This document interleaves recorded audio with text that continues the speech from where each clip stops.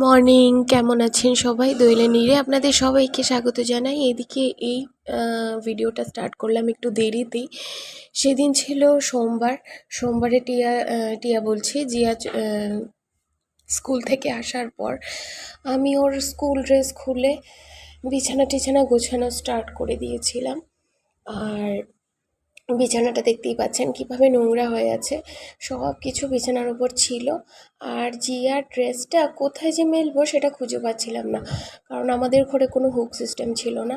তো hook system না থাকাতে ওটা মেলার কোনো উপায় খুঁজে পাচ্ছিলাম না, শেষে চেয়ারের মধ্যে মেলে দিয়েছিলাম।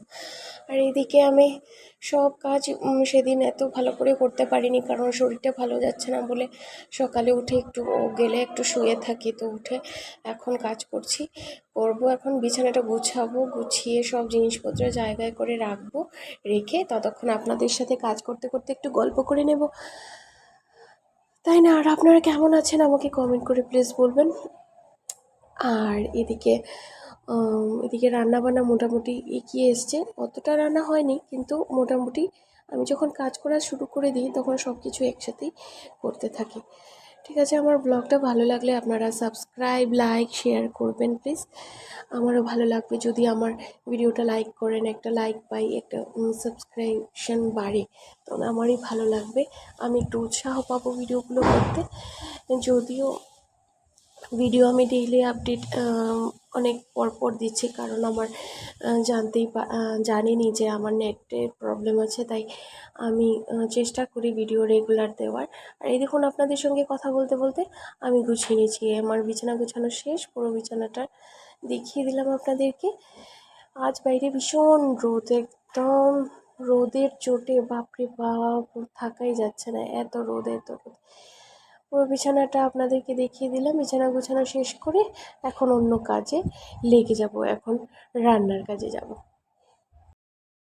এই যে এখানে বসিয়ে দিয়েছি জিয়া টিয়ার জন্য খিচুড়ি। আজকে খিচুড়িতে একটু সম্ভাস দিয়ে মানে ফোড়ন দিয়ে বসালাম, অন্যদিন ফোড়ন দিই না, ফোড়ন না দিয়েই খিচুড়ি রান্না করি। আজ একটু কাঁচা লঙ্কা আর কালি জিরে ফোড়ন দিয়ে বসিয়ে দিলাম, তেল নুন দিয়ে সব কিছু দিয়ে, হলুদ তেল নুন সব কিছু ফোড়ন দিয়েই বসিয়ে দিলাম, কারণ এভাবেও তো খাওয়া শেখাতে হবে, রোজ দিন সিদ্ধ খেতে খেতে কি আর ভালো লাগে, এটাও খেতে হয়, তাই না? আর এই যে দেখুন খাবারটা রেডি করার পর কেমন হয়েছে।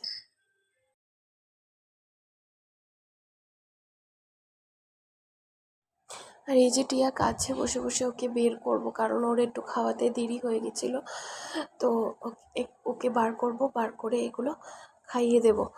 আর ওকে খাওয়াতে একটু সময় লাগে, আপনারা জানেনই, ও একসাথে বসে না খেতে।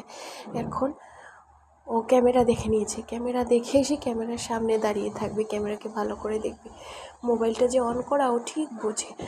আমি এখানে নিচে বসে পারি না ওকে খাওয়াতে, তবুও তো আমাকে বসতে হয়, আমার পায়ে ভীষণ ব্যথার চোটে পারা যায় না। আর এই দেখুন মোবাইলের দিকে তাকিয়ে রয়েছে, কারণ ও বুঝে গেছে এখানে ক্যামেরা অন করা।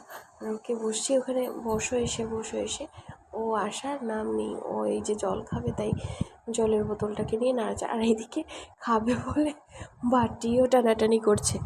এই হলো টিয়ার দুষ্টুমি। শেষে আমি মোবাইলটাকে ঘুরিয়ে ওখানে নিয়ে আসলাম, কারণ ও তো আসতেই চাইছে না, তাই মোবাইলটাকে ঘুরিয়ে। আর মোবাইলটা ঘোরানো যায় না জানেন, যেদিকে ঘোরাই সেদিকেই আলো ঢুকে আমার ঘরে। আর এদিকে সন্ধ্যা হয়ে গেছে, সন্ধ্যার সময় বসিয়ে দিয়েছি ম্যাগি করে নিয়েছি, সঙ্গে সেরিল্যাক ছোটোকে খাওয়াবো। আর এদিকে গরম জলও বসিয়ে দিয়েছি, সঙ্গে চাও বসিয়ে দিয়েছি, সব কিছু একসাথেই বসিয়ে দিয়েছি। লক্ষ্য করেছেন আমার মুখটা কেমন হয়ে গেছে? আবার শরীরটা খারাপ হওয়ার সময় এসছে আমার মনে হয়, আমার মুখটা খুব চেহারা ভেঙে গেছে, কেন বুঝলাম না। কয়েকদিন ভিডিওটা দেখেছেন তো, চেহারাটা ভালো ছিল, এখন কি হলো আবার হঠাৎ করে? আর জানেন পুরো মুখে এত ইনফেকশন হয়েছে, পুরো মুখে দাগ, এই দাগটা তো আগেই ছিল, আরো বেশি দাগ, এখানে বোঝা যাচ্ছে না, পুরো মুখে ইনফেকশন হয়ে গেছে। আমি কিন্তু ভিডিওতে কোনো ফিল্টার লাগাই না, তাই যা দেখছেন তাই। ভীষণ খারাপ, ভীষণ খারাপ। ঠিক আছে, আবার আসছি তাহলে। আর পারছি না, গরম এত, চুলটা উঠিয়ে দিই। আমার চেহারাটাতে যে এত বিশ্রী হয়ে যাবে সেটা আমি জানতাম না।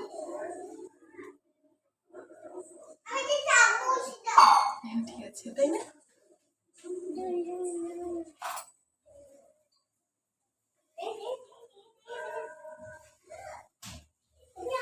হঠাৎ ওর হাত থেকে এটা নে।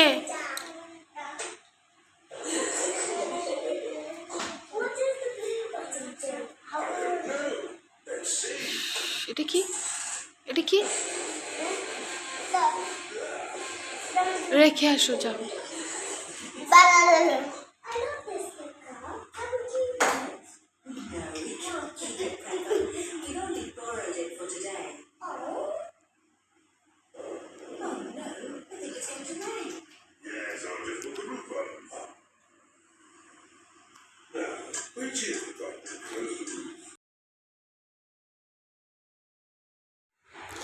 এই যে জিয়াকে পড়তে নিয়ে বসেছি।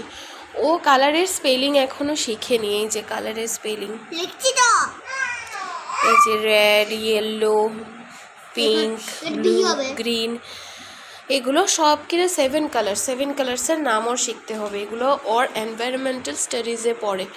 তো এটাতে আরও ফ্রুটস আছে না, ফ্লাওয়ার্স আছে, এগুলোরও স্পেলিং শিখতে হবে। এই দেখো, ওরও একটুকু মন নেই পড়াতে। আছে সত্যি, দেখি শিখতে পারো কিনা, সব শিখে দেখাও। ওর এবার অনেক পড়া দিয়েছে, অনেক পড়া। আর এই যে টিয়া, ও উঠে খেলা করবে, তাই ও এগুলো নিয়ে খালি টানাটুনি করছে, আমার ক্যামেরা ধরে টানছে। This is my family is a small. এগুলা তো স্পেলিং কিছুই পারে না। ও অ্যাপল, এগুলা ফনিক সাউন্ড।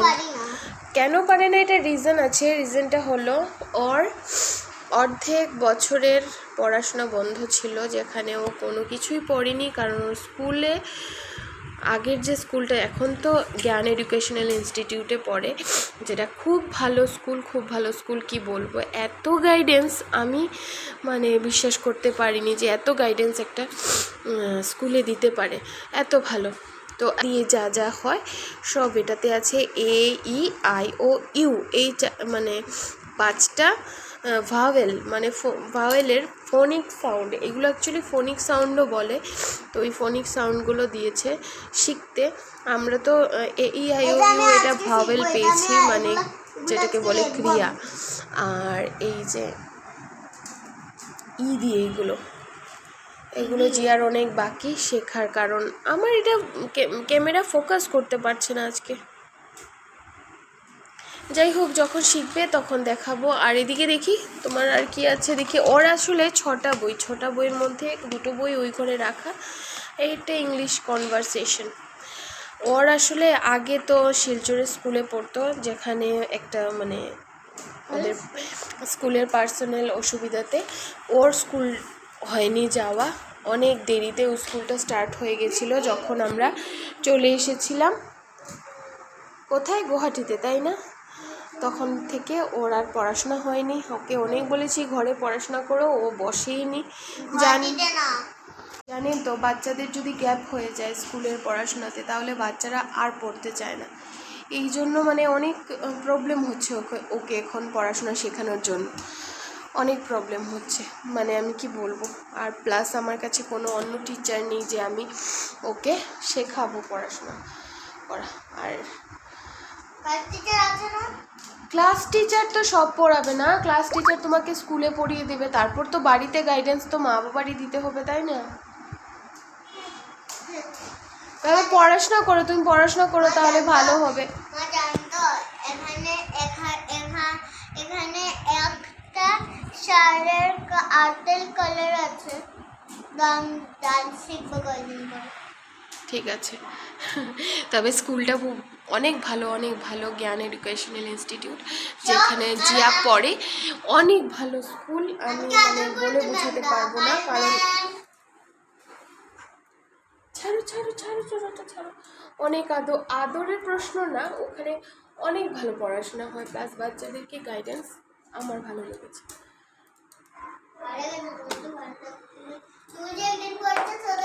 বাচ্চাদেরকে গাইডেন্সটা আমার ভালো লেগেছে, যেভাবে ওরা দেন, মানে অনেক দায়িত্ব নিয়ে গাইডেন্সটা করেন, যার জন্য বাচ্চার মানে পড়াশোনাতে মানে ভীষণ মানে মন আসবে, বা প্লাস বাচ্চারা মানে ফার্স্ট্রেটেড ফিল করবে না একটা পড়াশোনা নিয়ে।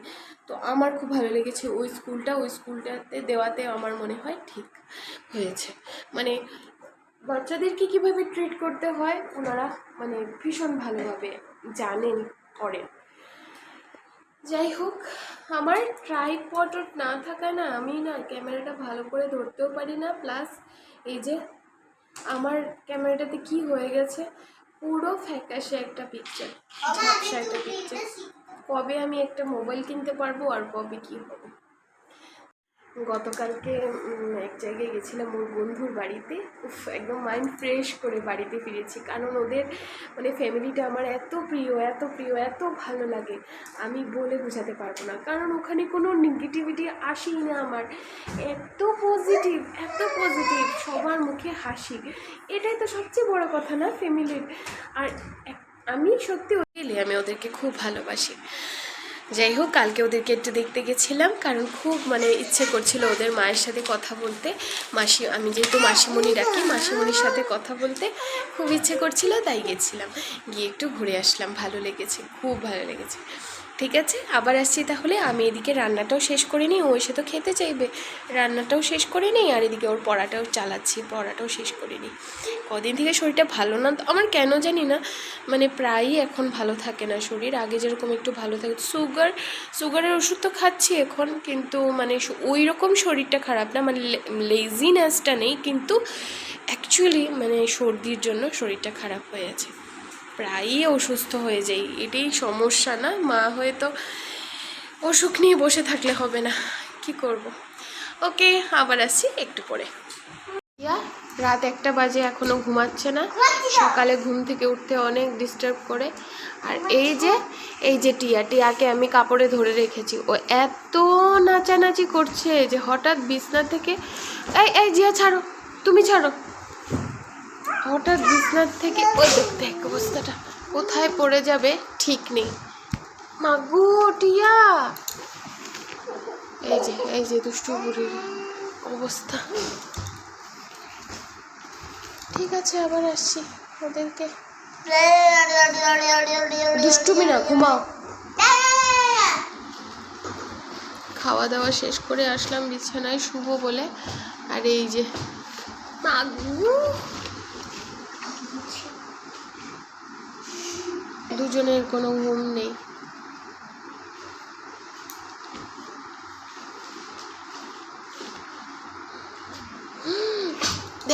দেখ বিছানা থেকে বাইরে পড়লো বলে।